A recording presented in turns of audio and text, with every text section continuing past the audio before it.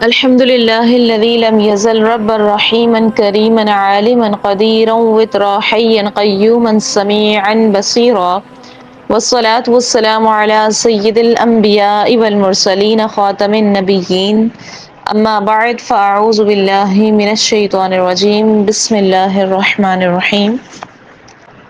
اللہ تبارک و تعالیٰ کے پیارے نبی رسول عربی صلی اللہ علیہ وسلم کی عمر مبارک جب 40 سال ہوئی تو آپ صلی اللہ علیہ وسلم کی ذات اقدس میں ایک نیا انقلاب پیدا ہو گیا۔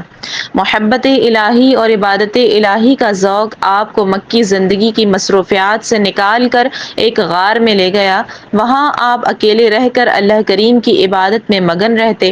کعبہ شریف سے تھوڑی دوری پر واقع غار حرا میں کئی دنوں کا کھانا پانی لے کر آپ تشریف لے جاتے اور غار کے پرسکون ماحول میں عبادت اور غور و فکر میں آپ مصروف رہا کرتے تھے، اور جب کھانا پانی وغیرہ ختم ہو جاتا تو کبھی آپ خود گھر پر آ کر لے جاتے اور کبھی حضرت خدیجہ رضی اللہ تعالی عنہا وہاں پہنچا دیا کرتی تھی، اور آج بھی یہ نورانی غار اپنی اصلی حالت میں موجود ہے۔ وحی کی ابتدا سچے خوابوں سے ہوئی۔ آپ رات کو نیند کی حالت میں جو خواب دیکھتے، بعد میں اس کی تعبیر یوں واضح ہو جاتی جیسے دن کا اجالا اور سورج کی روشنی۔ 6 ماہ اسی طرح گزر گئے۔ رمضان کے مبارک مہینے میں جب آپ معمول کے مطابق غار حرا کی تنہائیوں میں گوشہ نشین تھے کہ ایک رات تمام فرشتوں کے سردار حضرت جبرائیل امین علیہ السلام نے رب کا پہلا روح پرور پیغام بصورت وحی آپ تک پہنچایا۔ پھر کچھ عرصے تک وحی نازل ہونے کا سلسلہ بند رہا، اور کچھ عرصے بعد آپ کہیں جا رہے تھے کہ کسی نے یا محمد کہہ کر آپ کو پکارا۔ آپ نے آسمان کی طرف نظر اٹھا کر دیکھا تو حضرت جبرائیل امین علیہ السلام جو غار میں آئے تھے اب زمین اور آسمان کے درمیان ایک کرسی پر بیٹھے ہیں۔ آپ پر خوف طاری ہوا۔ آپ گھر آئے، کمبل اوڑھ کر لیٹ گئے، اور اس وقت آیت کریمہ نازل ہوئی۔ سب سے پہلی وحی کون سی تھی اس سلسلے میں بھی اختلاف ہے، لیکن جمہور کا مذہب اور راجح قول یہی ہے کہ اقرأ بسم ربک الذی خلق، یہ والی آیت مبارکہ جو ہے یہ نازل ہوئی، یعنی پڑھو اپنے رب کے نام سے جس نے پیدا کیا۔ یہ سب سے پہلی وحی ہے، جبکہ بخاری شریف میں ہے کہ یا ایھا المدثر قم فانذر وربک فکبر وثیابک فطہر، یہ والی آیت مبارکہ جو ہے نازل ہوئی۔ حضرت جابر رضی اللہ تعالی عنہ کی روایت کے مطابق اسے بھی پہلی وحی قرار دیا گیا ہے، جو بخاری شریف کی روایت میں ہے۔ اب اپنے رب کا حکم ملتے ہی آپ نے حق کا علم بلند کرنے اور دنیا کو نور توحید سے منور کرنے کا پکا ارادہ فرما لیا۔ اللہ کے آخری نبی صلی اللہ علیہ وسلم نے سب سے پہلے خفیہ طور پر ان لوگوں کو دعوت اسلام دی جن پر آپ کو اعتماد بھی تھا اور جو آپ کے حالات سے واقف بھی تھے۔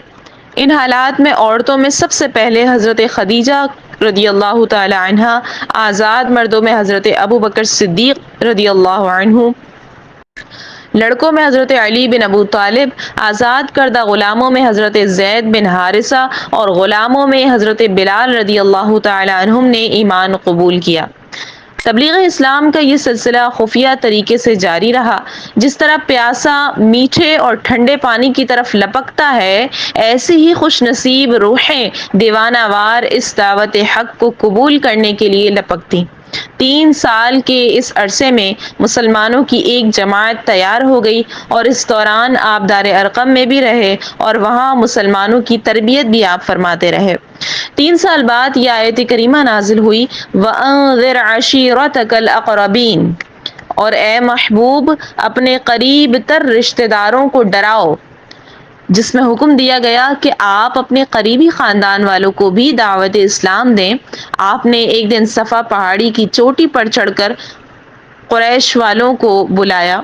قبیلہ قریش کے تمام لوگ جمع ہو گئے تو اللہ تبارک و تعالیٰ کے آخری نبی محمد عربی صلی اللہ علیہ وسلم نے فرمایا، اے میری قوم، اگر میں تم لوگوں سے یہ کہہ دوں کہ اس پہاڑ کے پیچھے ایک لشکر چھپا ہوا ہے جو تم پر حملہ کرنے والا ہے تو کیا تم لوگ میری بات کا یقین کر لو گے؟ تو سب نے ایک زبان ہو کر کہا، ہاں ہاں، ہم آپ کی بات کا یقین کر لیں گے، کیونکہ ہم نے آپ کو ہمیشہ سچا اور امین ہی پایا ہے۔ آپ نے فرمایا، تو پھر میں یہ کہتا ہوں کہ میں تم لوگوں کو عذاب الہی سے ڈرا رہا ہوں، اور اگر تم لوگ ایمان نہ لاؤ گے تو تم پر اللہ تبارک و تعالی کا عذاب آئے گا۔ یہ سن کر تمام قریش ناراض ہو کر چلے گئے۔ ان میں آپ کا چچا ابو لہب بھی تھے۔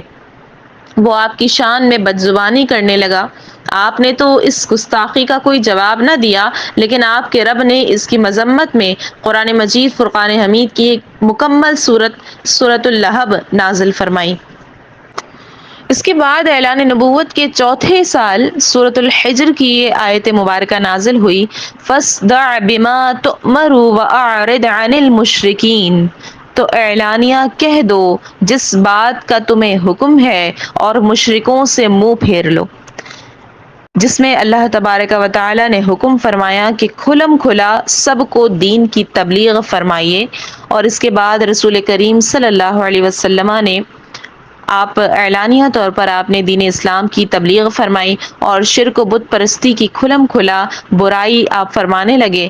ایسے ماحول میں تمام قریش بلکہ پورا عرب آپ کی مخالفت کرنے لگا۔ اسلام کی علل اعلان تبلیغ شروع ہوتے ہی ظلم و ستم کی جاسوز آندھیاں چل پڑیں۔ کفار مکہ بنو ہاشم کے انتقام اور جنگ کے خطرے کی وجہ سے اللہ کے آخری نبی صلی اللہ علیہ وسلم کو شہید تو نہ کر سکے، لیکن جتنا ہو سکا انہوں نے ظلم و ستم کے پہاڑ توڑے۔ آپ کو کاہن، جادوگر، پاگل، دیوانہ کہتے، اور آپ کی شان میں معاذ اللہ آپ کی شان عظمت میں نشان میں گستاخانہ جملے وہ بکتے تھے۔ کبھی دروازے رحمت پر جانوروں کا خون ڈالتے، تو کبھی راستوں میں کانٹے بچھاتے، تو کبھی بدن انور کو نشانہ بناتے۔ ایک دفعہ جب آپ حرم کعبہ میں سجدہ کر رہے تھے تو اسی حالت میں عقبہ نامی ایک کافر نے مبارک پیٹھ پر ایک کھال رکھ دی جس میں اونٹنی کا بچہ لپٹا ہوا ہوتا ہے۔ کافر یہ منظر دیکھ کر ہنسنے لگے اور خوشی سے باولے ہو رہے تھے۔ پھر حضرت بی بی فاطمہ رضی اللہ تعالی عنہا تشریف لائیں اور اس بچے دان کو وہاں سے ہٹایا۔ ایک بار رسول رحمت صلی اللہ علیہ وسلم حرم کعبہ میں نماز پڑھ رہے تھے کہ عقبہ نامی ایک کافر نے آپ کے گلے میں چادر کا پھندا ڈال کر اس زور سے کھینچا کہ آپ کا دم گھٹنے لگا۔ حضرت ابوبکر صدیق رضی اللہ عنہ یہ منظر دیکھ کر آگے بڑھے اور اس کافر کو دھمکا کے ہٹایا۔ بعد میں کافروں نے حضرت ابوبکر صدیق رضی اللہ تعالی عنہ پر بھی تشدد کیے۔ رسول اللہ صلی اللہ علیہ وسلم کے ساتھ ساتھ کافروں نے صحابہ کرام رضی اللہ تعالی عنہم اجمعین پر بھی ظلم و ستم کے پہاڑ توڑے۔ جب کفاران قریش مسلمانوں کو تکلیف دینے سے باز نہ آئے بلکہ ان کے مظالم میں اضافہ ہونے لگا، تو اللہ تبارک و تعالی کے آخری نبی صلی اللہ علیہ وسلم نے اپنے جان نثار صحابہ کو اجازت دی کہ وہ ہجرت کر کے حبشہ چلے جائیں۔ حبشہ کا بادشاہ نجاشی عیسائی دین پر عمل کرتا تھا اور انصاف پسند اور نرم دل تھا۔ اعلان نبوت کے 5ویں سال 11 مرد اور 4 عورتوں کے ایک قافلے نے اپنے پیارے وطن کو چھوڑ کر حبشہ کی طرف ہجرت کی، اور اس ہجرت کو ہجرت اولا کہتے ہیں۔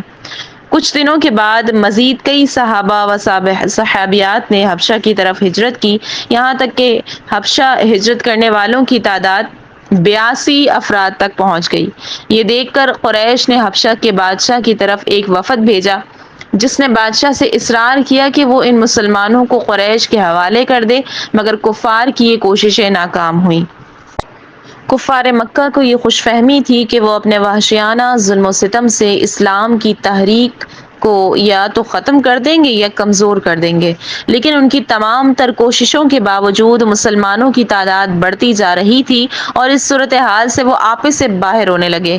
تمام سرداران قریش اور مکہ کے دوسرے کفار نے یہ اسکیم بنائی کہ اللہ تبارک و تعالی کے نبی صلی اللہ علیہ وسلم اور آپ کے خاندان کا مکمل بائیکاٹ کر دیا جائے۔ اب اس تجویز کے مطابق تمام قبائل قریش نے یہ معاہدہ کیا کہ جب تک بنو ہاشم کے خاندان والے حضور علیہ الصلوۃ والسلام کو ہمارے حوالے نہ کر دیں، کوئی شخص بنو ہاشم کے خاندان سے شادی بیاہ نہ کرے، کوئی شخص ان لوگوں کے ہاتھ کسی قسم کی خرید و فروخت نہ کرے، کوئی شخص ان لوگوں سے میل جول، سلام کلام اور ملاقات وغیرہ نہ کرے، کوئی شخص جو ہے ان لوگوں کے پاس کھانے پینے کا کوئی سامان نہ جانے دے۔ منصور بن اکرمہ نے اس معاہدے کو لکھا اور تمام سرداران قریش نے اس پر دستخط کر کے اس دستاویز کو کعبہ کے اندر لٹکا دیا۔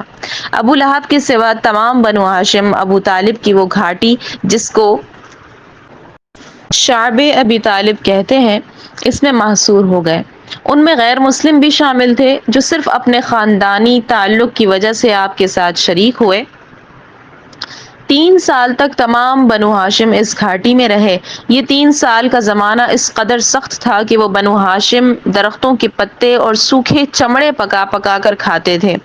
بھوک سے بلکتے ہوئے ننھے بچے اس قدر زور زور سے روتے کہ ان کی آوازیں دور دور تک سنائی دیتی، مگر ان سخت دل کافروں نے ہر طرف سے گھاٹی پر پہرا بٹھایا ہوا تھا کہ کھانے پینے کی کوئی شے اندر نہ پہنچے۔ 3 سال اسی حالت میں گزر گئے تو اللہ تبارک و تعالی نے اپنے حبیب صلی اللہ علیہ وسلم کو خبر دی کہ اس معاہدے کو دیمک اس طرح چاٹ گئی ہے کہ خدا کے نام کے سوا اس میں کچھ باقی نہیں رہا۔ آپ نے یہ خبر ابو طالب کو دی۔ اس نے کفار قریش کو جا کر کہا، اے گروہ قریش، میرے بھتیجے نے مجھ کو اس طرح خبر دی ہے، تم اپنا معاہدہ لاؤ۔ اگر یہ خبر صحیح نکلی تو تم اس ظلم و سختی سے باز آؤ، اور اگر غلط نکلی تو میں اپنے بھتیجے کو تمہارے حوالے کر دوں گا۔ وہ اس پر راضی ہو گئے، اور جب جا کر دیکھا تو ان کے ہوش اڑ گئے کہ جیسا آپ نے ارشاد فرمایا تھا حرف بحرف اسی طرح معاملہ تھا۔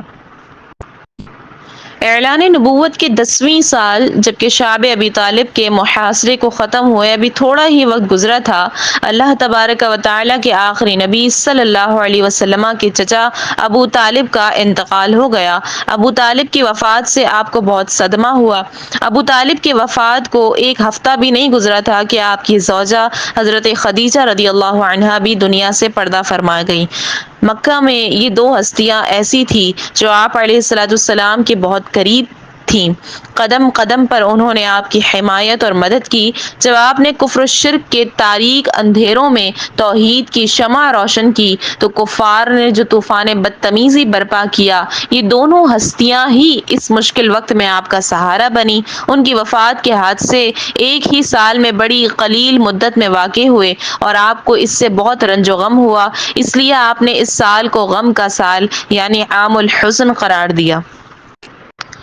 آپ نے سنا کہ اللہ تبارک و تعالیٰ کے آخری نبی صلی اللہ علیہ وسلم نے کس قدر مصیبتوں اور مشکلات کو جھیلا اور آپ پر کس قدر مظالم ڈھائے گئے۔ اللہ تبارک و تعالیٰ ہمیں سیرت رسول عربی صلی اللہ علیہ وسلم پر عمل کرتے ہوئے مشکلات اور مصائب پر صبر کرنے والیاں بنائے۔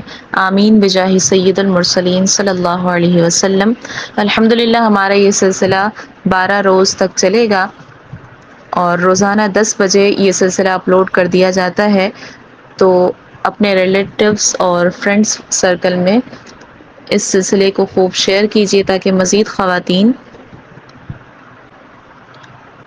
اس سے مستفیض ہو سکیں اور سیرت طیبہ کا یہ نور ہماری نسلوں تک منتقل ہو سکے۔